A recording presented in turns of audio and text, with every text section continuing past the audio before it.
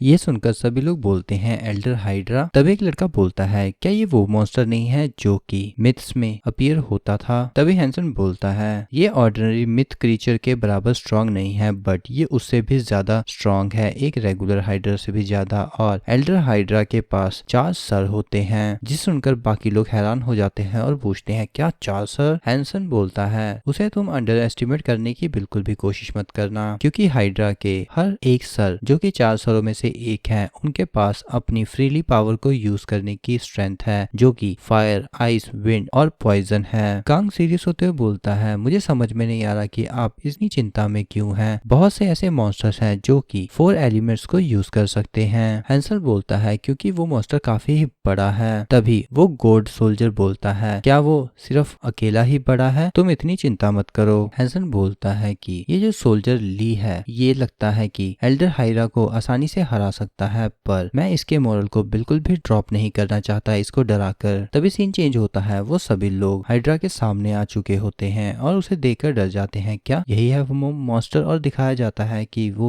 Elder hydra के चारों sir जोर जोर से दहाड़ रहे होते हैं, जिसे देखकर वो सभी लोग बोलते हैं क्या यही है एल्डर हाइड्रा? इसे तुम बड़ा बोल रहे हो, ये तो 40 मीटर का है, ये तो एक बड़ी बिल्डिंग के बराबर है। तभी एल्डर हाइड्रा की दहाड़ सुनने की वजह से सभी लोगों के स्टैट 20% से रिड्यूस हो गए होते हैं। तभी वो ब्राउन बॉल वाला लड़का बोलता है सभी लोगों को डरने की कोई जरूरत नहीं है, शाइनिंग ऑर्डर को मैं कास्ट कर रहा हूँ। और अपने हाथ पर एक स्किल एक्टिवेट कर लेता है। तभी एकदम से हैरान हो जाता है और बोलता है कि तुम लोग वहां पर ऐसे जमे हुए क्यों खड़े हो। तभी एक लड़का बोलता है कोई फर्क नहीं पड़ता क्योंकि ये बहुत ही ज्यादा बड़ा है। दूसरा बोलता है कि इसे क्या ही दर्द महसूस होगा अगर हम अपनी स्वॉर्ड से इस पर अटैक भी करते हैं तो। तभी वॉरियर हैन आगे बढ़ते हुए बोलता है तुम सभी लोग ट्राई करो कि इसकी पकड़ में ना आओ। और अपने हाथ पर एक स्किल बनाते हुए एक जोरदार पंच छोड़ता है एनर्जी का और बोलता है हेवनली पेनिट्रेटिंग कैनन। और वो पंच का इफेक्ट जाकर सीधा हाइड्रा के ऊपर लगता है, जिससे उसका एक मुंह नीचे की तरफ गिर जाता है। तभी वॉरियर हान फिर से 10 एक्सटेंडेड फिस्ट फ्लो स्ट्रीम का यूज करता है भागते हुए और हाइड्रा की बॉडी के ऊपर चलते हुए उसे बार बार पंच कर रहा होता है। तभी रीना उसे देखकर सोचती है कि ये तो एक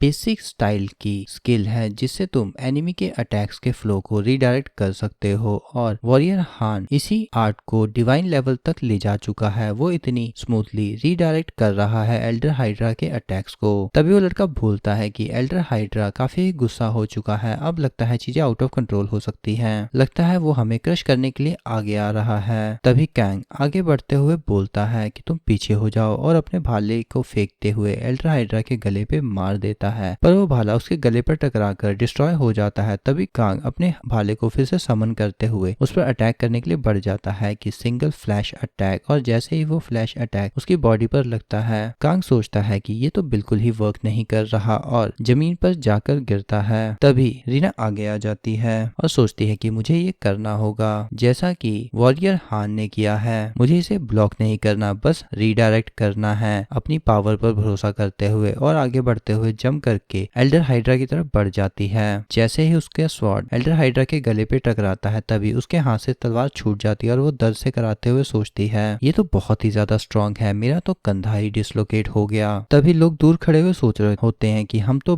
बच गए। तभी वॉरियर हान रीना की तरफ देखते हुए सोचता है ये क्या ही मॉन्स्टर है जिसके साथ इसने मेरी स्किल को यूज किया था अपनी एबिलिटी के साथ। तभी हैंसन बोलता है कि ये हमारा चांस है, हमें इसे होल्ड करना होगा और इसकी स्पीड को कम करना होगा क्योंकि ये काफी बड़ा है, जिसकी वजह से ये काफी तेजी से मूव भी कर पा रहा है। तभी सभी मैजिशियन इसे रोकने और स्लो करने और मैजिक चेन से बांधने की कोशिश करने लग जाते हैं, जिसकी वजह से एल्डर हाइड्रा के चारों तरफ सर्कल्स आ जाते हैं। तभी वॉरियर हान बोलता है कि तुम सभी लोग उस पर अटैक करो। तभी वो सोल्जर सोच रहे होते हैं कि मैं इस कमीने के ऑर्डर्स फॉलो नहीं करना चाहता। दूसरा लड़का सोचता है कि अगर ये मैजिक अनडन हो गया हमारे अटैक करते टाइम तो क्या होगा। तभी कांग उठते हुए बोलता है तुम कमीने अभी तक डर रहे हो क्या। तभी वो लड़का बोलता है कि बॉस आप जिंदा हैं। कांग हंसते हुए बोलता है तुम्हारी आवाज से तो ऐसा लग रहा है कि तुम इस बात से बिल्कुल डिसअपॉइंटेड हो, तो ठीक है तुम सभी लोग मिलकर इस पर अटैक करो। तभी सभी लोग एल्डर हाइड्रा के ऊपर अटैक करना शुरू कर देते हैं। तभी एल्डर हाइड्रा अपने मुंह से एक फायर ब्लास्ट फायर करता है, तो सभी लोग एक दूसरे को बोलते हैं जल्दी से इस ब्रेथ को डॉज करो। और वो फायर ब्लास्ट उनके सामने जमीन पर आकर लगता है, जिसे वॉरियर हान ने अपने एक पंच से ही रोक लिया होता है और सबसे जोर से बोलता है सब लोग क्लोज रेंज अटैक मैक्स से बचकर रहना। मैं इसकी ब्रेथ को तो अपनी एबिलिटी के साथ रोक पा रहा हूँ। तुम लोगों को कुछ भी